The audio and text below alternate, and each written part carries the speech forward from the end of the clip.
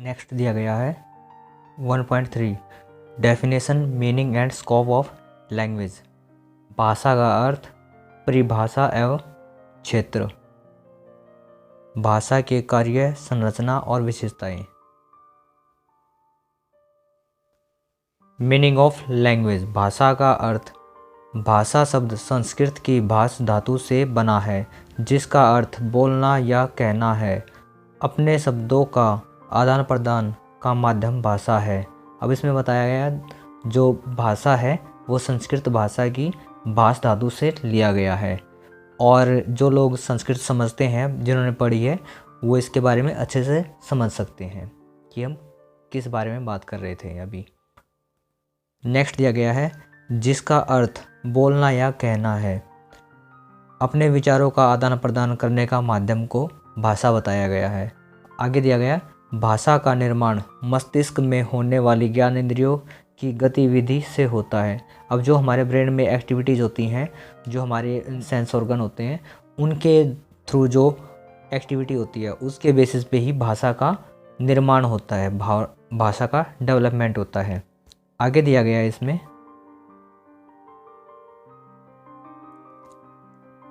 आशय यह है कि गंध इंद्री, मतलब जिससे हम स्मेल करते हैं, वो स्वाद इंद्री टेस्ट, स्पर्श होता है टच, नेत्र इंद्री विजुअल, कर्ण मतलब हियरिंग सेंस।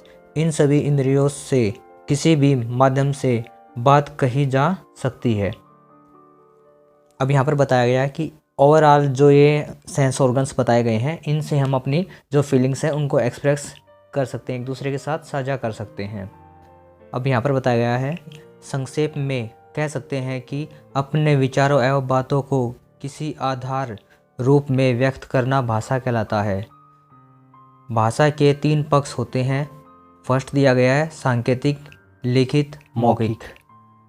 तीनों ही पक्षों में मौखिक भाषा महत्वपूर्ण है।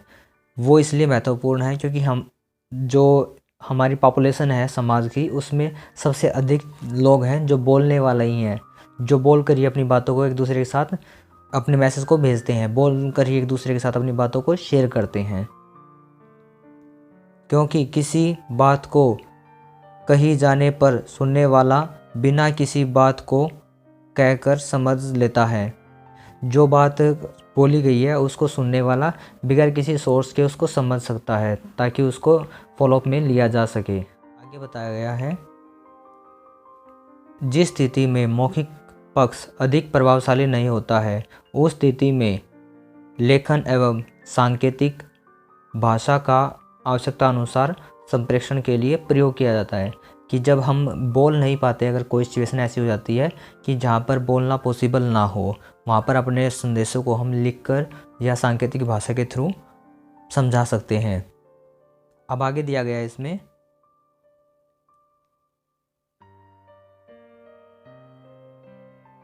बधिर बालक जिनमें सुनने की कमी या अभाव होता है, वे लोग अधिकांश अपनी बातें संकेतों द्वारा या लिखकर बताने का प्रयास करते हैं। अब जो बच्चे सुन और बोल नहीं सकते, जो श्रवण बाधित हैं, वो अपनी फीलिंग्स को, अपने भाव को साइन लैंग्वेज के थ्रू या फिर रिटन लैंग्वेज में एक्सप्रेस करते हैं, एक दूसरे के साथ शेयर करते हैं। आगे बताया गया है उन माध्यमों से समझाना सबके लिए आसान नहीं होता। जो वो साइन लैंग्वेज करते हैं वो सबको समझाना पॉसिबल नहीं होता, लेकिन बधिर बच्चों को सामाजिक स्तर पर बोलचाल, भाषा एवं बोलकर अपनी बातों का प्रोत्साहन एवं मौखिक बातों को बताने में मदद करता है। जो साइन लैंग्वेज होती है और जो रिटन लैंग्वेज होती है, वो समाज में अपनी बातों को बताने के लिए जो मूक और बधिर बच्चे हैं उनको लिखित और जो सांकेतिक भाषा है उनको मदद करती है। आगे दिया गया है ओवरऑल कह सकते हैं कि किसी समुदाय विशेष में सर्वाधिक बोली जाने वाली ध्वनियाँ भाषा कहलाती हैं। जो ध्वनियाँ होती है, जो उनके साउंड वेव्स होती हैं जिसके अंदर कुछ ना कुछ मीनिंग होता है, उन सबको भाषा कहते हैं, जो किसी समुदाय के लोगों के बीच में बोली जाती है। जैसे हरियाणा में लोग हरियाणवी बोलते हैं, पंजाब में पंजाबी बोलते हैं, और अन्य को भाषाएं जो देश के अलग अलग क्षेत्रों में बोली जाती हैं, वो सब वहाँ के समुदाय के जो लोग होते हैं उनके द्वारा आराम से बोली और समझी जा सकती है। ये यहाँ पर बताया गया है।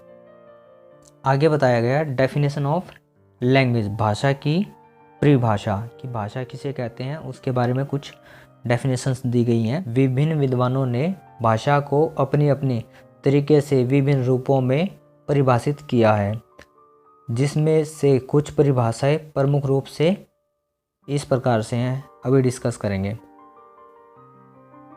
प्रोफेसर स्टीव के अनुसार ध्वन्यात्मक शब्दों द्वारा विचारों को व्यक्त करना ही भाषा है। ध्वन्यात्मक हो गए जो साउंड्स होते हैं जिसका कोई ना कोई अर्थ होता है, उनके थ्रू जो हम एक दूसरे के साथ मैसेज कन्वे करते हैं उसको भाषा का नाम दिया गया है। आगे बताया है डॉक्टर बाबूराम सक्सेना के अनुसार एक वाणी जिन ध्वनि चिन्हों द्वारा दूसरे प्राणी से कुछ व्यक्त कर देता है, यह विस्तृत अर्थ में भाषा है। कि एक जो आवाज़ है उसके कुछ साउंड्स होते हैं जो दूसरे व्यक्ति को सुनाई देते हैं और वो उसको समझ लेता है, तो उसको भाषा का नाम दिया गया है। थर्ड दिया गया प्रोफेसर वारिंदर के अनुसार भाषा एक प्रकार का चिन्ह है। चिन्ह से तात्पर्य उन प्रतीकों से है जिसके द्वारा मनुष्य अपने विचार एक दूसरे पर प्रकट करता है। अब यहाँ पर भी वही वाली बात कही गई है कि जो भाषा है वो एक प्रकार के सिंबल्स हैं जो कि यूज़ किए जाते हैं दूसरे व्यक्ति को अपना मैसेज देने के लिए, अपनी फीलिंग्स शेयर करने के लिए, उसको ही भाषा का नाम दिया गया है। इसी प्रकार अनेकों डेफिनेशन दी गई हैं जो भाषा के बारे में अपना मत रखते हैं, विद्वानों ने वो बनाई गई हैं ताकि भाषा के बारे में बताया जा सके कि भाषा कहते किसको हैं। निष्कर्ष, उपयुक्त परिभाषाओं के आधार पर एक परिभाषा निम्नलिखित है जो इस प्रकार से है। भाषा वह साधन है जिसके माध्यम से मनुष्य बोलकर, लिखकर या संकेत कर परस्पर अपना विचार सरलता, स्पष्ट, निश्चितता तथा पूर्णता के साथ प्रकट करता है, उसे भाषा कहते हैं। यहाँ पर जो दिया गया है कि एक व्यक्ति जब भाषा को बोलते समय सरलता से और स्पष्टता के साथ और निश्चितता के साथ सामने वाले को अपनी बात बोलकर, लिखकर या संकेतों के द्वारा समझा पाता है तो उसको भाषा कहते हैं। ये भाषा के बारे में ओवरऑल डेफिनेशन दी गई है। आगे दिया गया है स्कोप ऑफ लैंग्वेज, भाषा का क्षेत्र। भाषा के क्षेत्र को डॉक्टर ने 3 प्रकार में बांटा गया है। आइए उसके बारे में जानते हैं।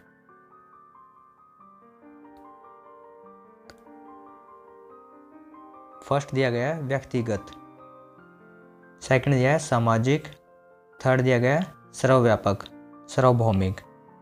अब इनके बारे में जानते हैं।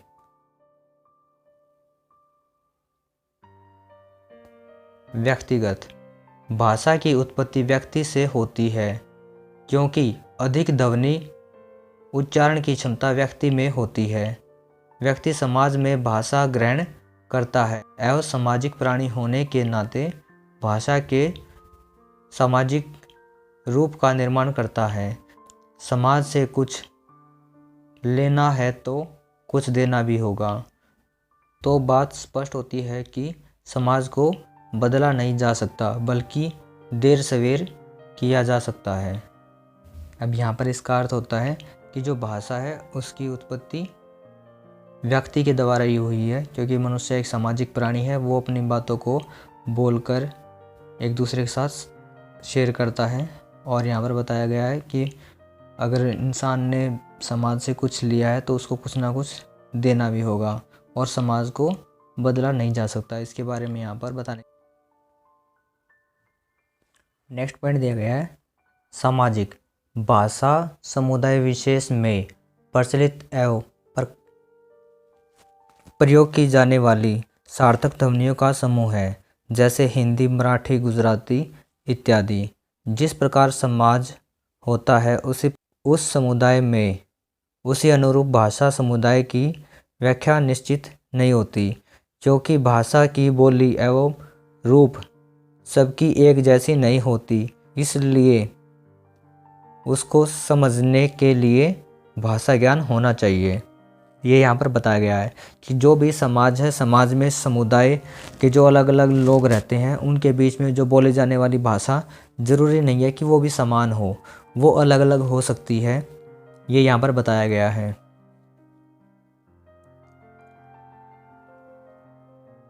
आगे एग्जाम्पल दिया गया है, ब्राह्मण समाज में जनेऊ संस्कार का कार्यक्रम किया जाता है।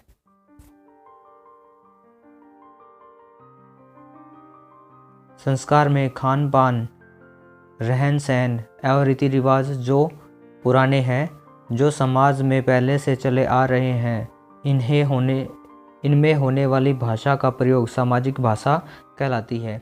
अब जो हमारे पहले से रीति रिवाज चलते हुए आ रहे हैं, उनके अंदर जो कामों में यूज़ की जाने वाली भाषा है, उसको हम सामाजिक भाषा कहते हैं। अब आगे दिया गया है सर्वव्यापक भाषा। इसके बारे में समझते हैं। भाषा के सामाजिक क्षेत्र के पश्चात सामान्य क्षेत्र आता है। इसमें मानव मात्र ही भाषा का प्रयोग होता है। इसमें हिंदी, मराठी, अंग्रेजी आदि का भेद नहीं रहता है, और जब इन सभी भाषाओं को सही सुनने एवं बोलने वाले को सही समझना आ जाता है, तो इससे संप्रेषण का माध्यम समान हो जाता है। भाषा का अनगिनत स्वरूप सार्वभौमिक हैं। अब इसमें बताया गया है कि एक जगह पर जो भाषा बोली जाती है, उसको दूसरी जगह पर अगर बोल लेते हैं और वो लोग समझ लेते हैं उसको, तो उसके अंदर कोई अंतर नहीं है, वो भाषा सार्वभौमिक मानी जाती है। अब इसका एग्जाम्पल दिया गया आगे, इसको समझाने के लिए वो देखते हैं। उदाहरण, यदि हम दूसरे प्रदेश में गए, जैसे यूपी से उत्तर प्रदेश से अरुणाचल प्रदेश में जाते हैं, तो वहाँ पर उनकी भाषा तेलुगु होती है। अगर वो हमारी भाषा समझ जाएं तथा हम उनकी भाषा समझ जाएं, तो वह भाषा सर्वव्यापक कहलाती है। अब यहाँ पर बताया गया है कि जब कोई एक स्थान से व्यक्ति दूसरे स्थान पर जाता है और वहाँ पर भी उस भाषा को बोलने वाले और समझने वाले लोग रहते हैं, तो वो सर्वव्यापक भाषा कहलाती है। ये इसके बारे में बताया गया है। आइए अब इसका थोड़ा सा रिव्यू कर लेते हैं। जो हमने अब तक पढ़ा है उसके बारे में। भाषा के पक्ष, भाषा के 3 पक्ष बताए गए हैं, मौखिक, लिखित और सांकेतिक। भाषा के जो टाइप हैं, जो सेंस के बेसिस पे बताए गए हैं कि हमें भाषा कहाँ कहाँ से मिलती है, तो हम देखकर सीखते हैं, सुनकर सीखते हैं, स्मेल करके सीखते हैं, स्पर्श करके सीखते हैं और टच करके सीखते हैं। ये सब भाषा के जो टाइप हैं जिससे हम, ये हमारे जो सेंस के टाइप हैं जिससे हम भाषा को सीखते हैं।